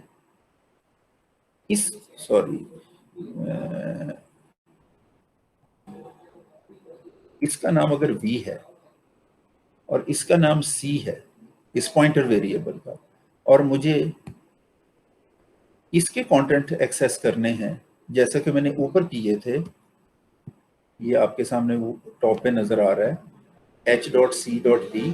अब मैं अगर इसके कंटेंट एक्सेस करना चाहूं तो मैं लिखूंगा अगेन h.c, बिकॉज h में c नाम का एक वे है, और उसके बाद आगे डॉट की बजाय माइनस साइन और एरो लगा दूंगा which is pointer in direction b। तो मुझे इस सिंटेक्स से h का जो कंपोनेंट है c, वो जहां पॉइंट कर रहा है उसके इसके कंपोनेंट्स मिल जाएंगे। तो क्योंकि वो पॉइंटर वेरिएबल है तो मुझे उसको एक्सेस करने के लिए पॉइंटर कन्वेंशन यूज करना, इससे ज्यादा फर्क नहीं पड़ता। लेकिन अब आते हैं कि अगर हम इन स्ट्रक्चर्स को कॉपी करना चाह रहे हैं तो क्या होगा।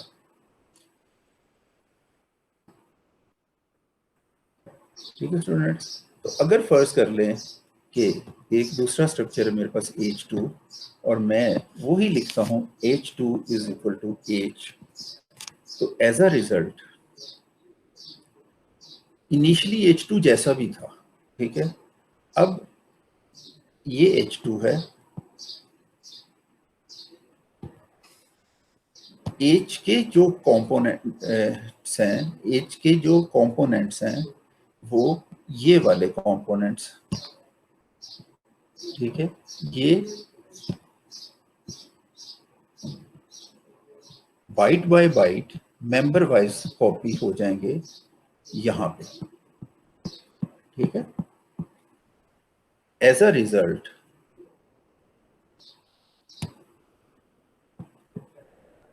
इस मेंबर की वैल्यू यहां आ जाएगी, इस मेंबर की वैल्यू यहां आ जाएगी,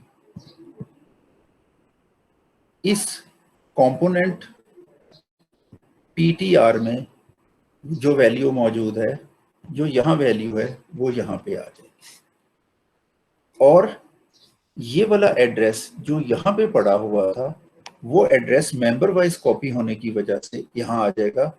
तो इसका नतीजा ये निकलेगा कि ये वाला जो पॉइंटर वेरिएबल है ये भी इसे ही पॉइंट करना शुरू कर देगा। हो सकता है पहले ये इसे पॉइंट कर रहा हो, लेकिन अब ये लिंक ब्रेक हो जाएगा और ये मेमोरी लीक में चला जाएगा। ठीक है, क्योंकि अब इसको पॉइंटर अगर और कोई अवेलेबल नहीं है तो ये मेमोरी लीक हो गई, लेकिन ये मुझे मिल जाएगा। अब अगर मैं यहां पर लिखूंगा h2.c एरो v, तो ये h2 है, उसका ये c कंपोनेंट मुझे एक्सेस होगा, उसमें जो एड्रेस पड़ा हुआ है उसकी मदद से मुझे ये वाली वैल्यू मिल जाएगी, और ये वैल्यू वही होगी जो h के c के v में पड़ी हुई वैल्यू है। ठीक है, सो कोई बड़ा इशू तो नहीं है, मगर ये जो कंपोनेंट है अब ये शेयर्ड कंपोनेंट है among the hosts h and h2, जो कि पिछले केस में जो कि अभी उन्हें ऊपर देखा था उस केस में नहीं था, उस केस में उसका अपना कंपोनेंट था। अब ये है, तो शेयर्ड होने की वजह से ये जो कॉपी बनी है ये 100% ट्रू कॉपी नहीं है, सारा डेटा डुप्लीकेट नहीं हुआ, कुछ डेटा जो है वो शेयर्ड हो गया है। सो ऐसी कॉपी को हम शैलो कॉपी कहते हैं। ठीक है, क्या कहते हैं? शैलो कॉपी, जो कि इससे बनती है। होना तो ये चाहिए था कि जब मैं h2 is equal to h लिखता या कॉपी करता, तो जिस तरह होस्ट्स के मेंबर वाइज कॉपी हुई है उसी तरह उसके साथ एसोसिएटेड कंपोनेंट की भी मेंबर वाइज यहां पर कॉपी हो जाती। लेकिन ये वाला जो असाइनमेंट ऑपरेशन है, ये असाइनमेंट ऑपरेशन सिर्फ h और h2 वेरिएबल्स को मेंबर वाइज कॉपी करेगा, और उस मेंबर वाइज कॉपी में एड्रेस भी मेंबर वाइज कॉपी हो जाएगा, जिसके कॉन्सिक्वेंसेस मैंने आपको बता दिए। अब अगर आप ऐसी कॉपी बनाना चाह रहे हैं जो डीप कॉपी करे, हर एसोसिएटेड नेस्टेड जो हमारा स्ट्रक्चर है उसे भी कॉपी करे, तो इन दैट केस वो फंक्शनैलिटी डायरेक्टली अवेलेबल नहीं है, और जो फंक्शनैलिटी हमें डायरेक्टली अवेलेबल नहीं होती है उसको हम विद आवर ओन फंक्शंस बनाते हैं। तो अगर मेरे पास h2 is equal to h appropriate नहीं है, ठीक है, सही काम नहीं कर रहा है जो मैं करना चाह रहा हूं, तो फिर मुझे क्या करना होगा?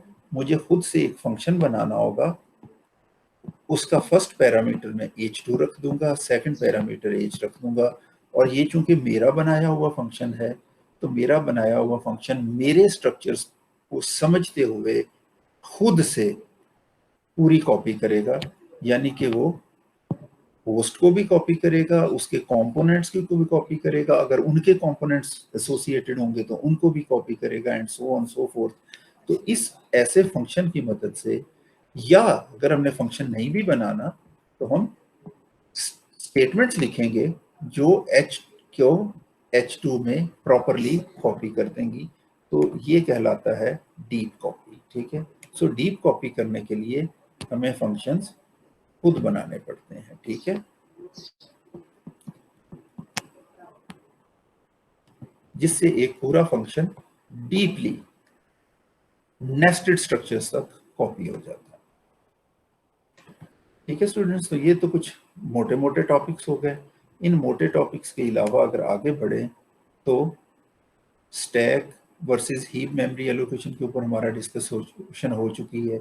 स्टैक का स्कोप और लाइफ टाइम, और हीप का स्कोप और लाइफ टाइम क्या होता है वो भी हमने डिस्कस कर लिया है। स्टैक पे जब भी एलोकेशन होती है तो उस मेमोरी के साथ एक नाम भी एसोसिएटेड होता है जो वेरिएबल का नाम है, चाहे वो ऑर्डिनरी वेरिएबल हो, एरे हो या पॉइंटर वेरिएबल हो, उसका नाम होता है और वो स्टैक पे बनता है। हीप पे जो एलोकेशन होती है वो नेमलेस एलोकेशन होती है, उसका सिर्फ एड्रेस रिटर्न होता है और उसको किसी नेम्ड वेरिएबल में जो स्टैक पे बना हुआ है उसके अंदर हमें रखना पड़ता है, अदरवाइज अगर उसका हम एड्रेस लूज कर दें तो वो मेमोरी लीक में चला जाता है। जो स्टैक पे एलोकेशन है वो जब हम वेरिएबल बनाते हैं वो ऑटोमेटिकली हो जाती है, जब वो स्कोप से निकलते हैं वो ऑटोमेटिकली डिस्ट्रॉय हो जाती है, ठीक है। इसके मुकाबले में जो हीप एलोकेशन है वो प्रोग्रामर जब तक न्यू नहीं लिखता वो एलोकेशन होती ही नहीं, वेरिएबल्स बन जाते हैं, और जब वो डिलीट लिखता है तो वो डीएलोकेट हो जाते हैं, इररिस्पेक्टिव ऑफ कि वो बाद में यूज होने हैं या नहीं होने, क्योंकि उसका अपना तो कोई नाम है नहीं। तो as a consequence memory leak और डैंगलिंग पॉइंटर्स अकर करते हैं। इनडायरेक्ट मेमोरी एक्सेस का कॉन्सेप्ट हम देख चुके हैं कि हम स्टैरिक की मदद से डी रेफरेंस करके मेमोरी को इनडायरेक्टली एक्सेस कर सकते हैं। वेरिएबल साइज एरेज हम पॉइंटर्स की मदद से बना सकते हैं जो ऑर्डिनरी वे में हम नहीं बना सकते, ठीक है। कहने का मतलब ये है कि अगर हम एक एरे बनाते हैं,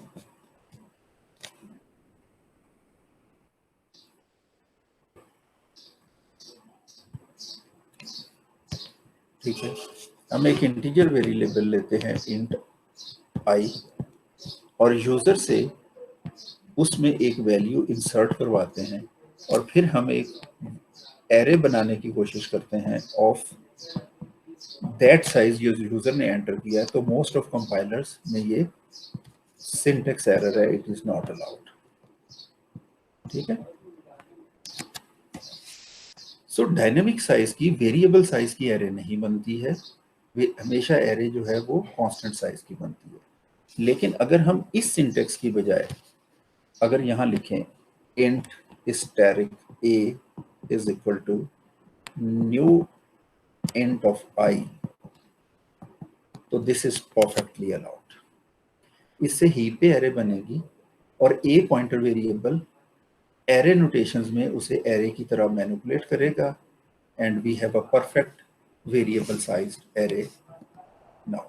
लेकिन जब ये एरे को हम यूज कर लेंगे, इसका यूज खत्म हो जाएगा, इस मेमोरी को डी एलोकेट करना भी हमारी ही जिम्मेदारी होगी यूजिंग द डिलीट ऑपरेटर।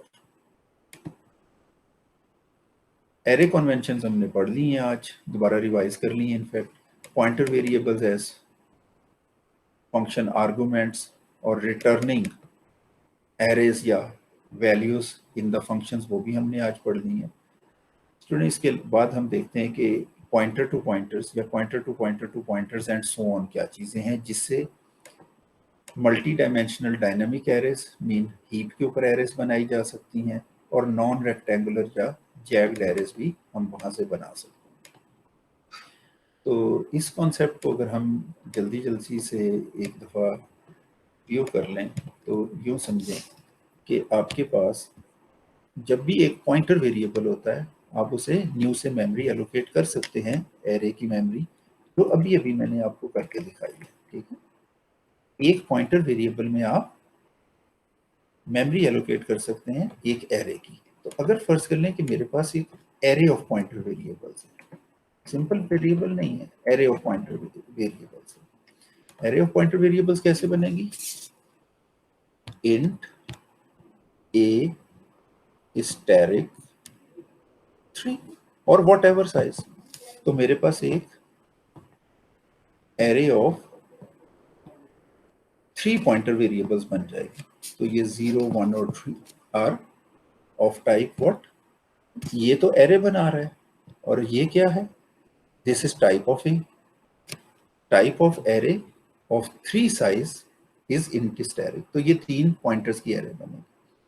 अब इसके बाद नीचे जाके मैं किसी भी तरह से लूप लगा के या विदाउट लूप लिखूं a of 0 is equal to new int 5 और a of 1 is equal to same और a of 2 is equal to again same.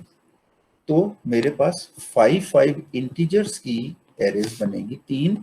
वो मेमोरी में कहीं भी 3 डिफरेंट जगहों पे बन सकती हैं, बनेगी जरूर अगर मेमोरी अवेलेबल होगी।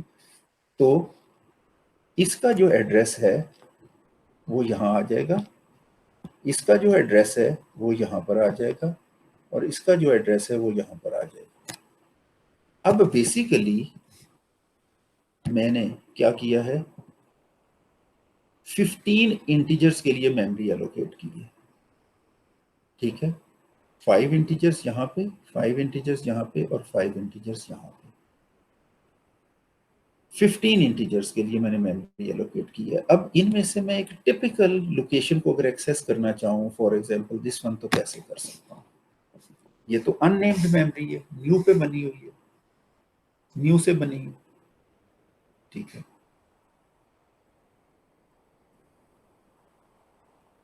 ओरिजिनल एरे का क्या नाम है?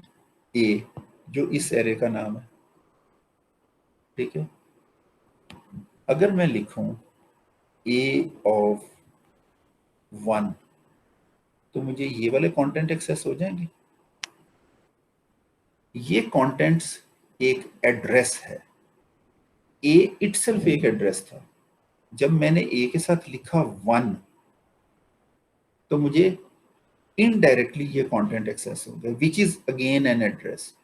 और अगर मैं उसके साथ दोबारा लिखूं 1, तो यहां जो एड्रेस पड़ा हुआ है वो जिस जगह का एड्रेस है, वहां से ऑनवर्ड मुझे इनडायरेक्टली फर्स्ट एलिमेंट एक्सेस हो जाएगा। तो ये बेसिकली डबल इनडायरेक्शन है। और ये मैं किस तरह एक्सेस कर रहा हूं? A11 which is a 2D like thing। और अगर मैं यहां पर A2 लिखूंगा तो मुझे ये मिलेगा, और उसके साथ 3 लिखूंगा तो मुझे ये वैल्यूज मिल जाएगी जो यहां पड़ी हुई है। A03 लिखूंगा तो मुझे ये वाली वैल्यू मिल जाएगी, A13 लिखूंगा तो मुझे ये मिल जाएगी। तो in that sense with the help of array of pointers हम क्या कर सकते हैं? एक 2 डायमेंशनल एरे बना सकते हैं। अच्छा, ये जो एरे ऑफ पॉइंटर्स है, ये इटसेल्फ डायरेक्टली यूं बनाना कोई जरूरी नहीं है।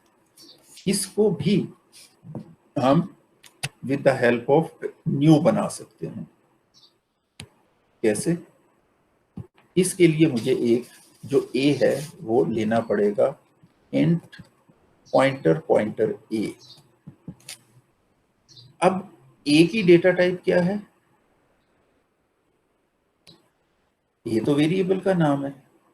ये वाला जो स्टैरिक है, इसने उसे पॉइंटर वेरिएबल बना दिया, और पॉइंटर टू एन इंटीजर, इधर पॉइंटर टू एन इंटीजर लिखा हुआ है।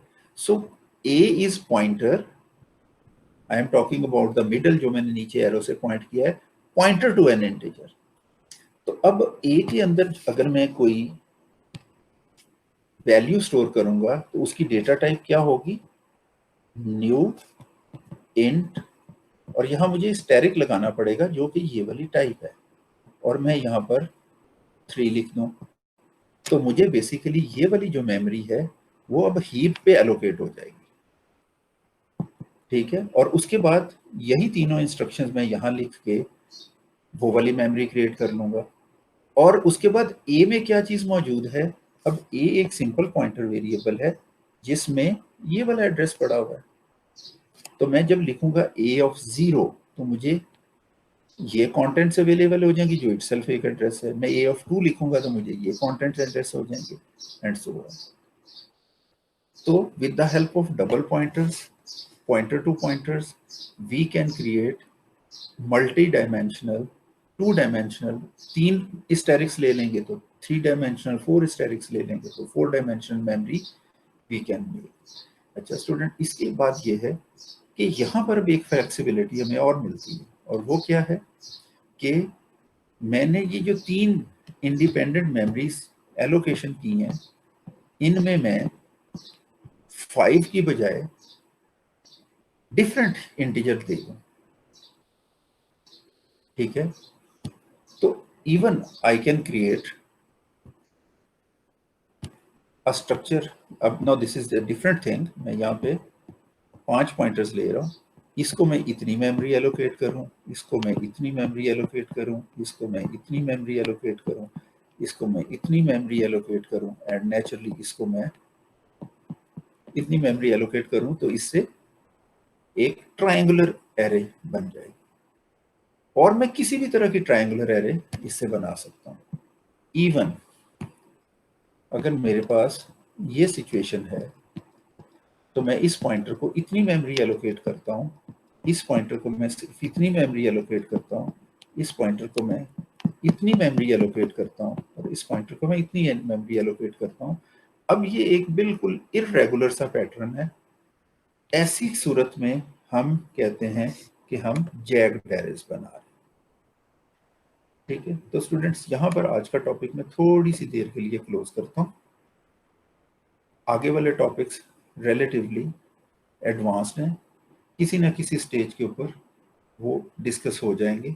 ठीक है, फंक्शन कॉल बैक्स इम्प्लीमेंटेशन, ये क्यू सॉर्ट में हमने थोड़ी सी पढ़ी थी, वो मैं जिक्र कर दूं कि ये जो क्यू सॉर्ट का फंक्शन है ये आप अपने प्रोग्राम यानी मेन में से कॉल कर रहे हैं, और क्यू सॉर्ट कॉम्प फंक नाम का जो फंक्शन है आपका बनाया वो उसे कॉल कर रहा है, तो इसको हम कहते हैं फंक्शन कॉल बैक। आप एक फंक्शन कॉल करते हैं जो बना बनाया फंक्शन है और वो आपका वापस एक फंक्शन कॉल कर ले, तो इसको फंक्शन कॉल बैक कहा जाता है। ठीक है, जेनेरिक प्रोग्रामिंग में आमतौर पर हम ऐसी चीज़ों को यूज़ करते हैं। तो स्टूडेंट मेरा ख्याल है कि हमारी बहुत सारी चीज़ें रिवाइज हो गई हैं, कुछ एडवांस टॉपिक्स जो हैं वो पॉइंटर से रिलेटेड रह गए हैं, जो अगले जो क्लासेस हैं, अगले जो सेमेस्टर्स हैं उनमें कवर हो जाएंगे। और अगर हमें मौका मिला कि हम अगस्त में 2 वीक्स की क्लासेस में ये चीज़ पढ़ सकें तो हम उन चीज़ों को वहाँ पर बेहतर तरीके से डिस्कस कर लेंगे। तब तक के लिए मैं कंक्लूड करता हूँ। अल्लाह हाफिज़।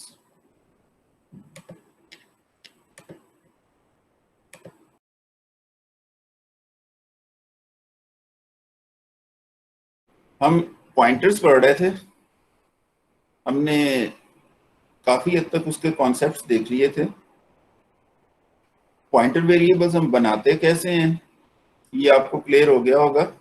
ठीक है, कि हम जब भी हमने कोई पॉइंटर वेरिएबल बनाना होता है तो हम क्या करते हैं, हम ऑर्डिनरी वेरिएबल की तरह उसकी डेटा टाइप स्पेसिफाई करते हैं,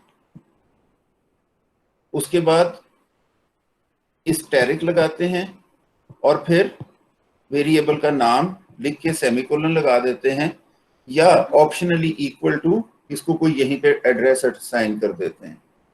ठीक है, फॉर एग्जांपल, ठीक है, मैं अगर लिखता हूं डबल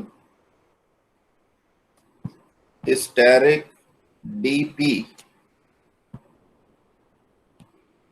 तो इससे जो एक वेरिएबल क्रिएट होगा, उस वेरिएबल का नाम है डीपी। ठीक है, मेमोरी में एट सम लोकेशन डीपी नाम का एक वेरिएबल बनेगा। Now what is data type of DP? The data type of DP is this, double asterisk या पॉइंटर टू डबल। ठीक है, ये डीपी की डेटा टाइप है। और डबल स्टैरिक या pointer to double data type के वेरिएबल में सिर्फ एक डबल टाइप का एड्रेस ही स्टोर हो सकता है।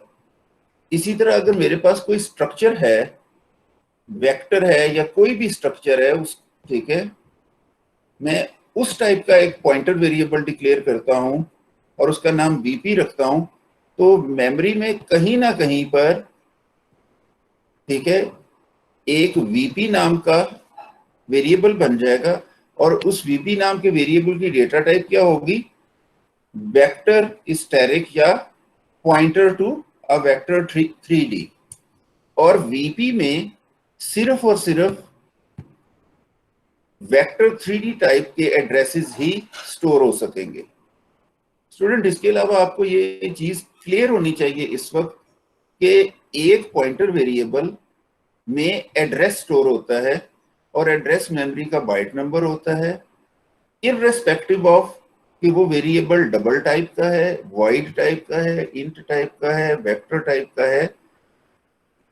In almost all modern days computer ये 4 बाइट्स ही लेता है मेमोरी में, बिकॉज इसमें एड्रेस आना है, ठीक है, कि where some object is located in the memory, तो 4 बाइट्स का होता है। दूसरी चीज ये है कि pointer variable can be used to access a value in the memory at some address as well as to access values mean array at some location in the memory, ठीक है। तो array के लिए कोई different pointer variables नहीं है, because array भी memory में होती है, उसका भी address होता है, variables भी memory में होते हैं, उनका भी address होता है। So pointer variable itself, simple pointer variable can be used to access value mean a variable indirectly as well as values mean array indirectly, ठीक है। तो हम इसे यूज करते हैं। स्टूडेंट, एक चीज और मैंने आपको क्लियर की थी लास्ट टाइम कि पॉइंटर वेरिएबल्स जब तक एग्जैक्टली उनकी जरूरत ना हो हमें इस्तेमाल नहीं करने चाहिए, ठीक है। जब हमें कन्वेंशनल वे में मेमोरी एक्सेसिबल है और उसको हम कन्वेंशनल वे में मैनिपुलेट कर सकते हैं तो फिर हमें पॉइंटर वेरिएबल्स अवॉइड करने चाहिए। पॉइंटर वेरिएबल्स हमें पावर देते हैं लेकिन उसके साथ ही साथ बहुत ज्यादा रिस्पॉन्सिबिलिटी डिमांड करते हैं। तो जो 2 टिपिकल यूजेस हैं जहां पर पॉइंटर वेरिएबल्स यूज होते हैं उसमें से एक तो है अगर आप डायनेमिक मेमोरी एलोकेशन करना चाह रहे हैं, ठीक है। जो यूजेस में से नंबर 1 है डायनेमिक मेमोरी एलोकेशन, ठीक है। डायनेमिक मेमोरी एलोकेशन हमेशा C++ में न्यू कीवर्ड से की जाती है और इसके अलावा देयर आर सम फंक्शंस, ठीक है, जो पुरानी सी में अवेलेबल हैं। मेमोरी एलोक मैलॉक फंक्शन है, रीलॉक फंक्शन है, ठीक है ना, और उसके बाद सी लॉक फंक्शन है। तो ये कुछ फंक्शंस हैं, ये पुरानी सी लैंग्वेज में इस्तेमाल होते थे फॉर मेमोरी एलोकेशन।